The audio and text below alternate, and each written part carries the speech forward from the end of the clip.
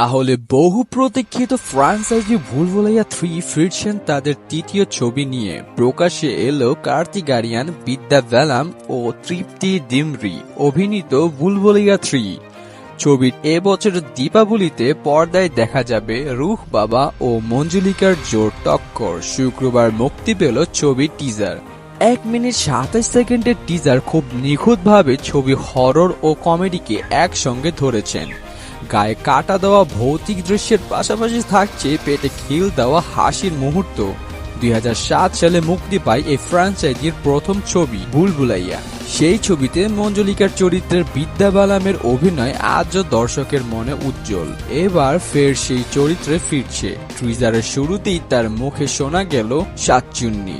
এই ছবিতে একটা দৃশ্যে দেখা যায় হঠাৎ করে রেগে গিয়ে এক হাতে আস্ত খাট শূন্য তুলে ধরেছেন মঞ্জুলিকা। সেই রেশ বজায় রেখেই এবার তাকে দেখা গেল সিংহাসন তুলে নিতে।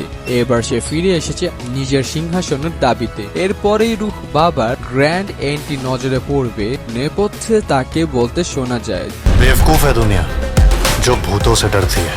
এরপরই সেই বছরের পর বছর ধরে তালাবদ্ধ ঘরের দরজা ভেঙে ঢুকতেই রহস্যের উদ্ঘাটন।